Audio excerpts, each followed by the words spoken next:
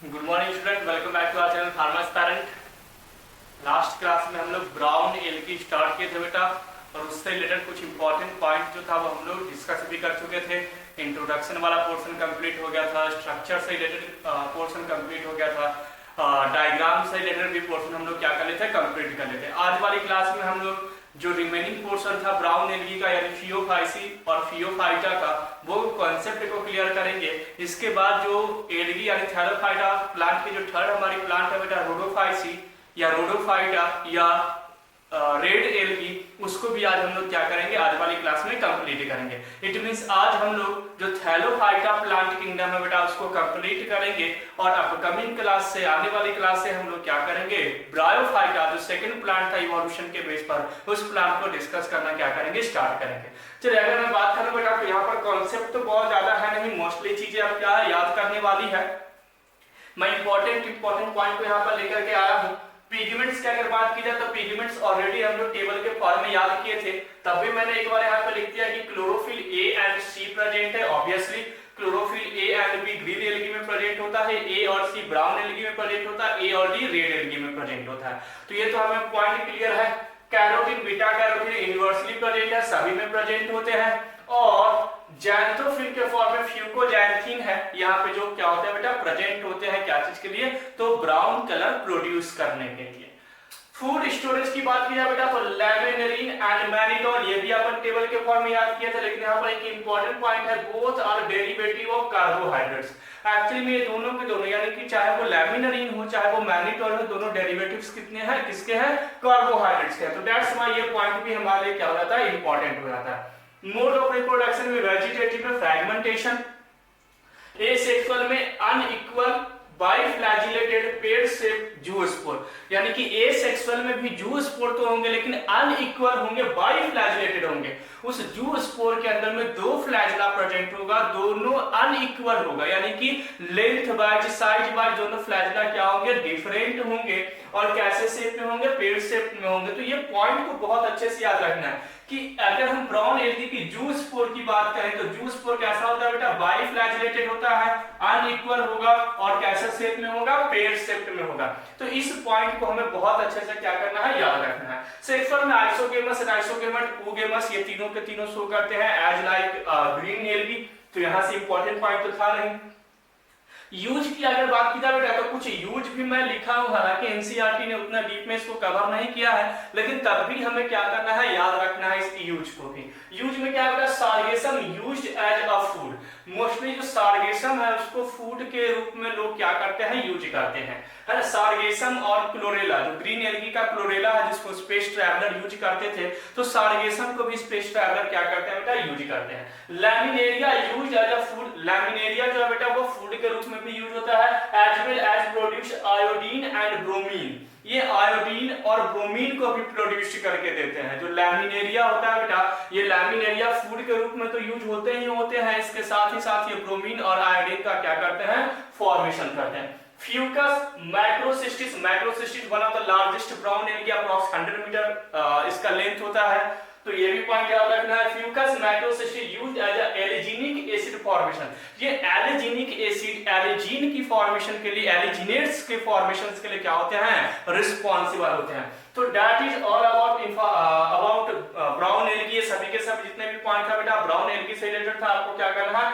इसको अच्छे से इसको याद कर लेना है। इसको 2-3 बार आप देखते रहोगे तो आपको ऑटोमेटिक चीजें याद हो जाएगी। अगर मैं रेड एल्गी की बात करूं तो सीक्वेंस बढ़ जाएगा, पहले introduction, then structure, then pigments, food storage, mode of reproduction और यूज। इसी सीक्वेंस में हम लोग क्या कर रहे थे, चाहे ग्रीन एल्गी हो, ब्राउन एल्गी हो या तो रेड एल्गी, सभी को हम इसी सीक्वेंस में क्या करेंगे, याद करेंगे। और आपको भी इसी सीक्वेंस में क्या करना है, याद रखना है। बाकी टेबल मैं ऑलरेडी याद करवा चुका हूं, इससे और भी इंपॉर्टेंट पॉइंट जो है बेटा वो जनरल इंट्रोडक्शन में ऑलरेडी आपको बता चुका हूं।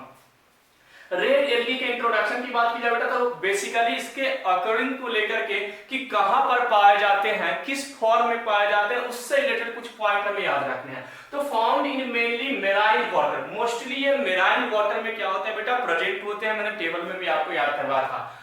Mainly warmers area, warmers area जहां पर गर्म चीजें हैं, गर्म प्लेस है बेटा, वार्म्स रीजन जो होते हैं उसी एरियाज में बेसिकली रेड एल्गी देखने को मिल सकते हैं। और फाउंड में क्या है, तो वेल लाइटेंड एरिया, यानी कि well lightened to deep of ocean, मतलब surface of water to deep oceans में प्रेजेंट होते हैं। ये समुद्री सरफेस के ऊपर भी प्रेजेंट होगा वाटर में, और नीचे भी जा सकता है जहां पर लाइट प्रेजेंट नहीं होते हैं। तो वही है वेल लाइटेंड एरिया और लेस लाइटेंड एरिया, दोनों में प्रेजेंट हो सकते हैं। वेल लाइटेंड एरिया यानी सरफेस ऑफ वाटर जहां पे लाइट आ रही है, और लेस लाइटेड एरिया यानी डीप ऑफ ओशियन यानी एकदम बहुत ही नीचे जहां पर लाइट की सन रे की इंटेंसिटी भी क्रॉस नहीं कर सकती है, वहां पर भी ये क्या होते हैं, प्रेजेंट होते हैं। तो पहला पॉइंट आपको फाउंड से रिलेटेड यानी ऑकरिंग से रिलेटेड याद रखना है कि कहां पे प्रेजेंट होते हैं। तो मेराइन वाटर में मोस्टली प्रेजेंट होगा, वार्मर्स रीजन में प्रेजेंट होगा, वाटर सरफेस में प्रेजेंट होगा, या तो डीप ऑफ ओशियन प्रेजेंट होंगे, या तो अपन बोल सकते हैं वेल लाइटेड एरिया में भी प्रेजेंट हो सकता है, और लेस लाइटेड एरिया में भी ये क्या हो सकता है, प्रेजेंट हो सकता है। तो ये तो इसका इंट्रोडक्शन वाले पोर्शन में आपको क्या करना है, याद रखना है, जहां से आपको नीट में डायरेक्ट क्वेश्चन देखने को मिल सकते हैं। स्ट्रक्चर की बात की जाए बेटा तो मेनली मल्टी सेलुलर होते हैं। मेनली क्या होते हैं बेटा, मल्टी सेलुलर इन नेचर होते हैं। मोस्टली जो रेड एल्गी है उनमें बहुत सारे सेल प्रेजेंट होता है, एक सेल का नहीं बना होगा, बहुत सारे सेल का क्या होगा, बना होगा।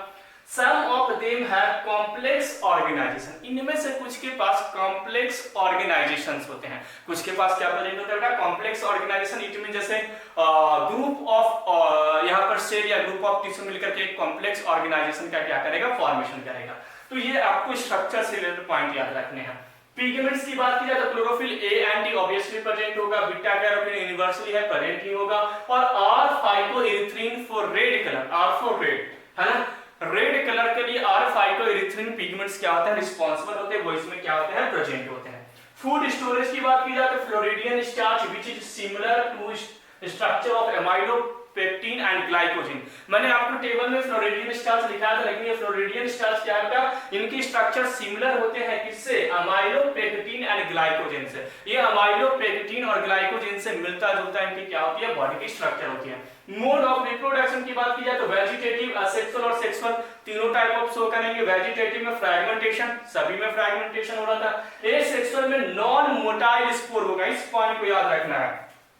सभी में जू स्पोर था, चाहे वो आप ग्रीन एल्गी ले लो या ब्राउन एल्गी ले लो, लेकिन रेड एल्गी में यहाँ पर नॉन मोटाइल है, यानी कि जू स्पोर यहाँ पर नहीं होंगे। जू स्पोर किसको बोलते हैं, जो मोटाइल नेचर के होते हैं। यहाँ पर नॉन मोटाइल स्पोर के थ्रू क्या होगा, एसेक्सुअल, और नॉन मोटाइल गैमेट्स के थ्रू सेक्सुअल रिप्रोडक्शन में oogamous फॉलो करेगा। तो सेक्सुअल मतलब क्या है, oogamous bye non motile gamete. तो ये पॉइंट यहाँ पर नॉन मोटाइल, क्योंकि ये फ्लैजिलेटेड होते ही नहीं है। मैंने आपको रेड एल्गी में दिखाया था कि फ्लैजिला प्रेजेंट ही नहीं होता है। जब मैं आपको टेबल के फॉर्म में याद करवा तो उसमें मैंने लिखा था no flagella present in red algae. तो फ्लैजिला अगर प्रेजेंट नहीं है तो मोटिलिटी होगा ही नहीं, चाहे वो जूस चाहे वो उसका स्पोर हो, चाहे वो उसके गैमेट हो। तो स्पोर में भी अगर फ्लैजिला नहीं है तो नॉन मोटाइल होगा, और गैमेट में भी अगर फ्लैजिला नहीं है तो नॉन मोटाइल गैमेट्स होंगे। तो ये पॉइंट आप वहां से भी कनेक्ट कर सकते हो, कॉन्सेप्ट समझ सकते हो, और कॉन्सेप्ट से वहां पर क्वेश्चन आप क्या कर सकते हो, सॉल्व कर सकते हो। तो ये आपका हो गया मोड ऑफ रिप्रोडक्शन। नेक्स्ट है बेटा यूज से रिलेटेड, जो मैंने आपको बताया कि एनसीईआरटी थोड़ा कम कवर करता है, लेकिन तब भी हमें कुछ एक आध इंपॉर्टेंट यूज को भी याद रखना है।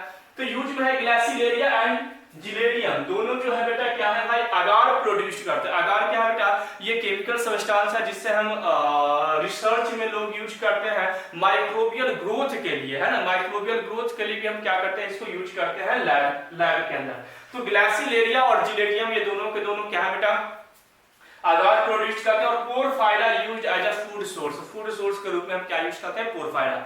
तो ये तो आपका कंप्लीट हुआ ग्रीन, ब्राउन और रेड एल्गी। एग्जांपल्स मैंने यहाँ पर नहीं लिखा है, क्योंकि एग्जांपल मैं ऑलरेडी आपको याद भी करवा चुका हूँ, उसका ट्रिक भी दिया हूँ प्रीवियस क्लास में। जब मैं टेबल के फॉर्म में आपको पढ़ा रहा था तो उस समय मैं आपको एग्जांपल्स को भी क्या किया था, क्लियर किया था। तो एग्जांपल्स वाला पोर्शन पहले ही कंप्लीट है, टेबल के फॉर्म में और भी इंपॉर्टेंट पॉइंट मैंने कंप्लीट किए थे। आज वाली क्लास में जितने भी इंपॉर्टेंट कॉन्सेप्ट था बेटा, चाहे वो ब्राउन एल्गी से हो, रेड एल्गी से हो या ग्रीन एल्गी से हो, वो सारे कॉन्सेप्ट हम लोग क्लियर कर लिए। अब आप थैलोफाइटा से रिलेटेड क्वेश्चंस आप क्या कर सकते हो, सॉल्व कर सकते हो, और आपको 100% वो क्वेश्चंस क्या होंगे, सॉल्व होंगे, जो एनसीईआरटी के बेस पर होंगे, जो नीट के बेस पर होंगे।